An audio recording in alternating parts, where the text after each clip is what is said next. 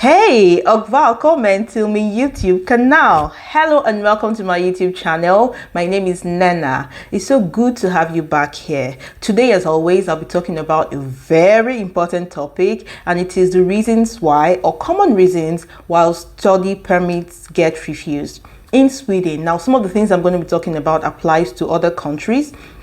So even if you're not applying to Sweden, still watch, you may learn a thing or two.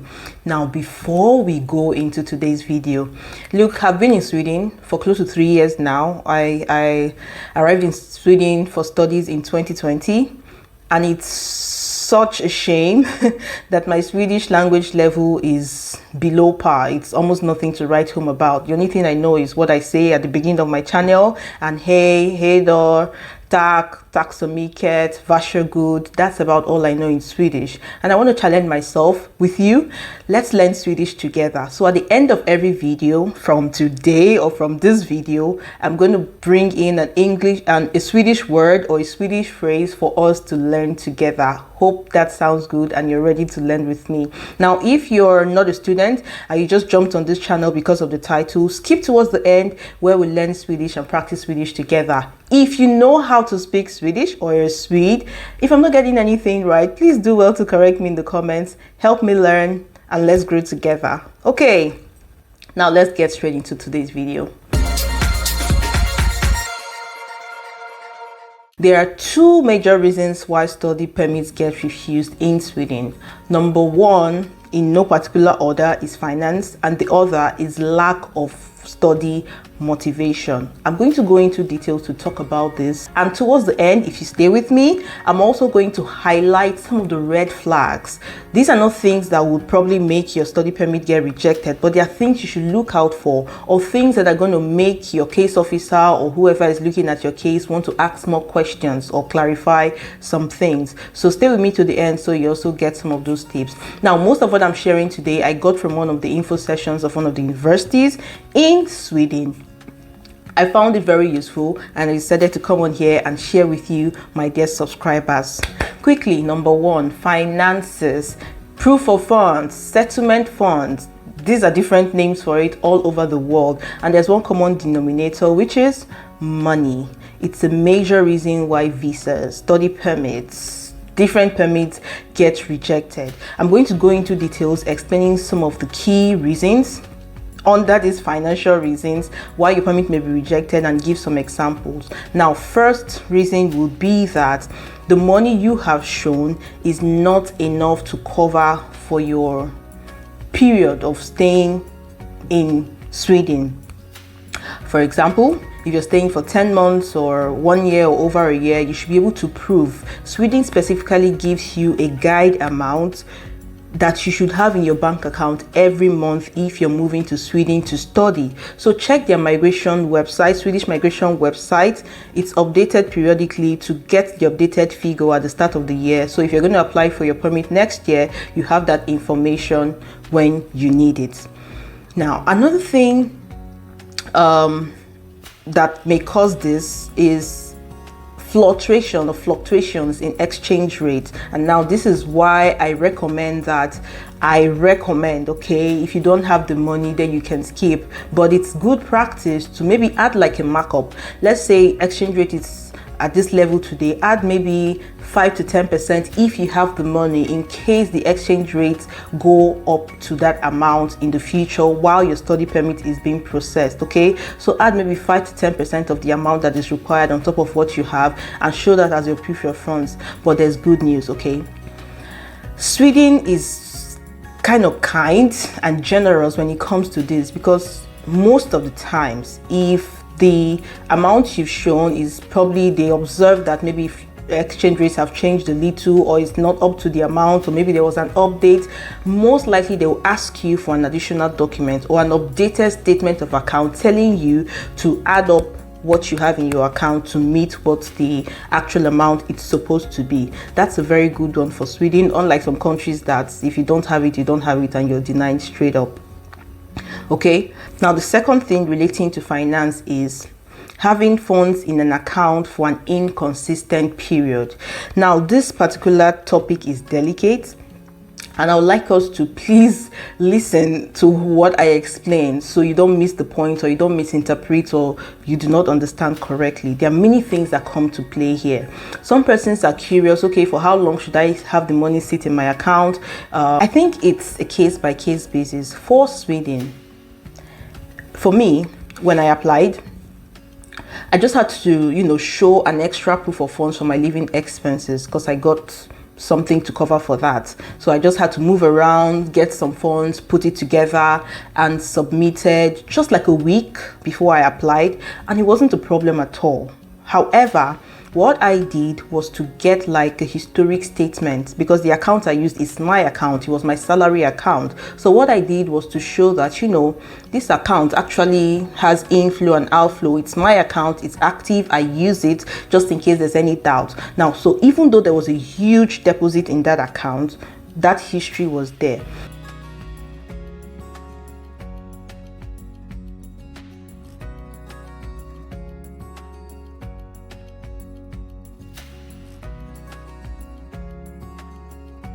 Ideally, I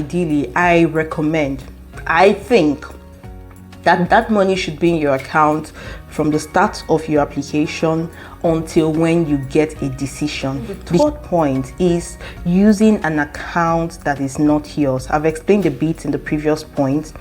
Sweden recommends, it's on their website, not recommends, it's that the account you're submitting should be your account. So if you have sponsors, your aunties, your uncles, your parents, anybody at all, they should move that money into your own bank account.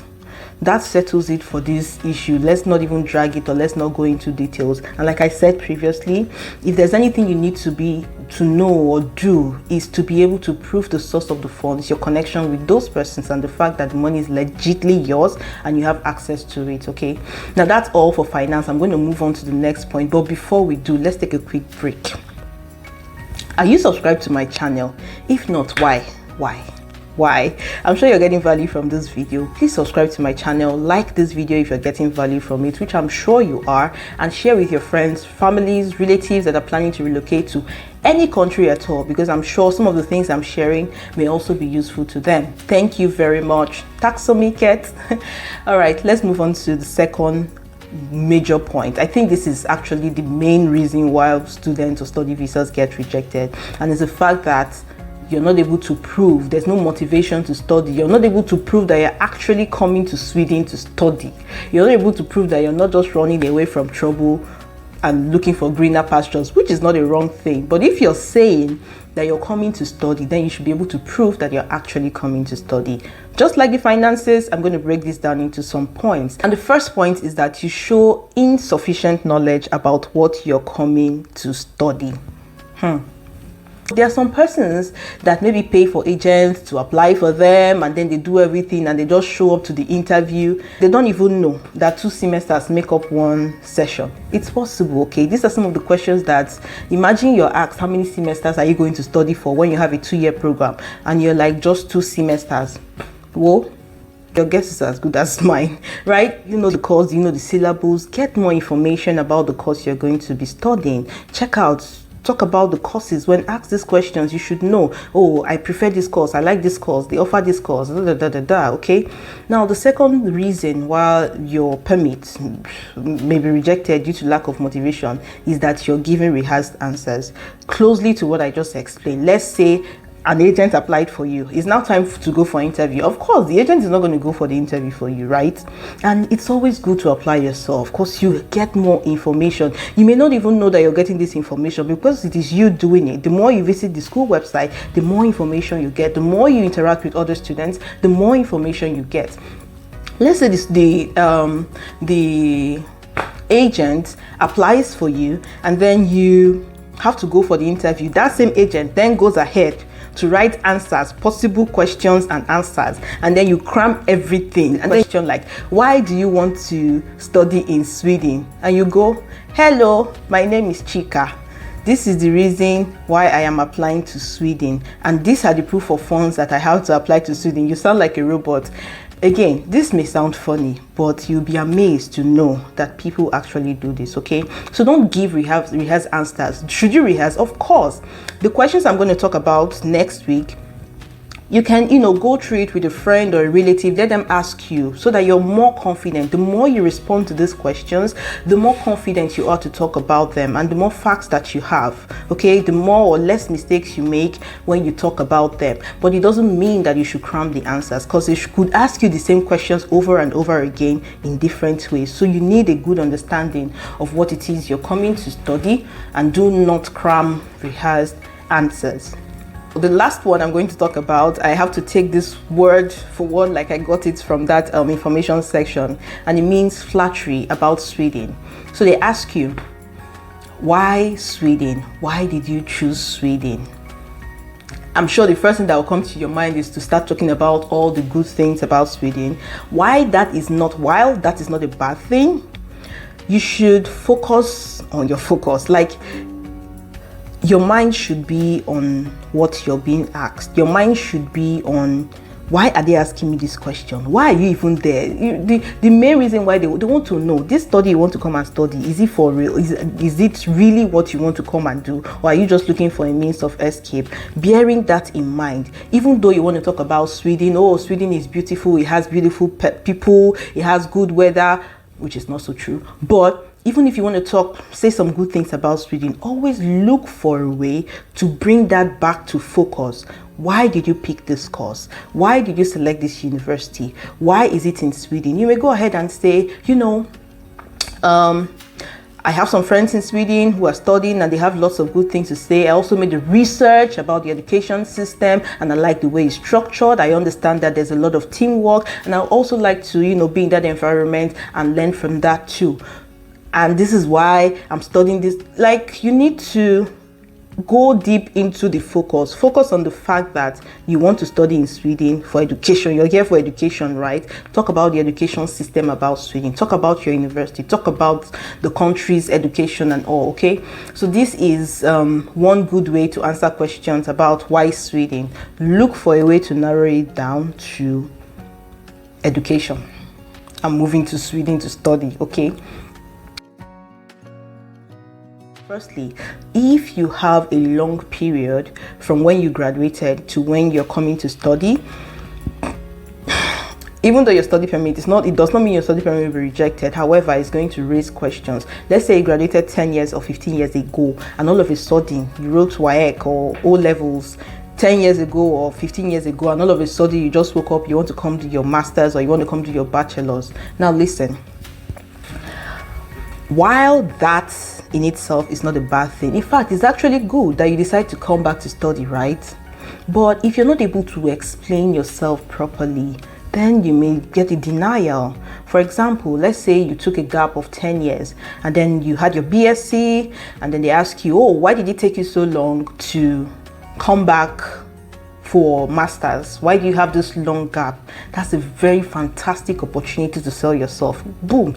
Okay, well, I had this long gap because after my BSc, I needed to work and gain industrial experience. Over the years, have gained this experience by working in a so and so company, but I have now decided to return back to school because I want to specialize in this aspect, which is why I applied to this course. You see how you're selling yourself? You're linking everything together to, hit the nail on the head, to hit the point that, hey, this is why I'm coming to Sweden to study this course at this university. Okay, so these are different ways that you can explain yourself. There's always a good reason. There's always a good reason for taking a break. So think deeply about it and think thoughtfully about it. Yeah, for some persons it may be finance, but you need to communicate that in a way that is convincing enough. Another red flag that may cause your people to ask questions about your application is if you apply to unrelated courses. For people that were called for interview this year, some of them were asked to get like a list of the courses they had applied to for university admissions, and you'll be wondering, what is the importance? How is it their business? Don't they know? I have already put the course, I've already submitted my admission letter. Now I'll tell you why people were asked to come with that.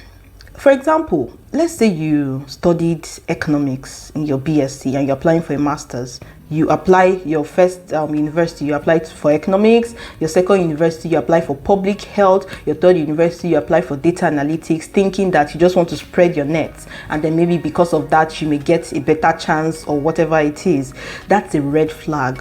There could be an explanation, but as much as possible, your experience and educational background should be able to reflect what you're applying for, and not some random courses here and there. You should be able to prove that somehow your life experiences or your work experiences or your educational background has something to do with the course that you're coming to study. Finally, another red flag, you may find this funny, is that you apply for the wrong date. When you're filling your form on the Swedish migration website, they will ask you for how long are you applying for this permit. If you're studying for 1 year, there's a range of date that you expected. You can't be studying for 1 year and you're applying for a 13-month permit. The person looking at the permit will be like, is it that you don't know that your course is for 1 year? Or look properly at what the date should be. Let's see. So if you're applying to a 1-year program, let's say it's starting this August 2023, you're recommended, I'm getting this from Dalarna University site, you're recommended to, let's say if it's a one-year program, the recommended date on this website is 1st of August 2023 to June 16, 2024. So that's approximately 10 months and some weeks, I think. While you're applying, if you're applying for a course that is longer than 1 year, you ideally should apply for 13 months so that you can get your personal number. So the date you should be filling should be August, maybe 1st of August 2023 to August 31st. So it should be for a period of 13 months. It could be maybe 1 week before your resumption or your week of resumption until the end of the exact month, August the following year. So that is all I have to talk about studying in Sweden for this video. Let's move on to the Swedish part of the video. Hey, I'm excited. So today, the phrase that I have learned today and I want to practice is "Jag vet inte." I put the spelling up here, and it simply means I don't know, but literally it means "ja" means I, vet means no, and inte means not. So literally it means I know not in Swedish, but in English meaning it means I do not know or I don't know. So how is it pronounced? J-A-G is pronounced as yeah. The J is pronounced in English, I think it's pronounced in English as Y, yeah. And the G in J-A-G is silent when you're pronouncing. So you pronounce, it's not jag in English, it's ja, vet inte. Now, I feel that some of the Swedish words that has E in the middle of something is pronounced as I-E in English. For example, V-E-T is like vet in English, but it's pronounced like viet, like V-I-E-T in English. Same thing as when you say VCS, like see you. The CS, I'm not sure if there's an I, but I think it's S-E-S, V-I-S-E-S, but it's pronounced as CS, S-I-E-S. So correct me if I'm wrong, but yeah.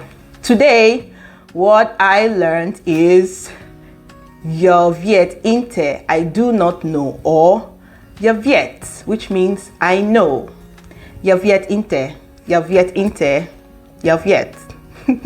So this is my Swedish vocabulary class for today. Thank you so much for joining me to the end of this video. I'll see you in my next video. Stay tuned where I talk about the common questions or interview questions for study permit applications. Hej då, vi ses, tack så mycket, bye bye. That was fun.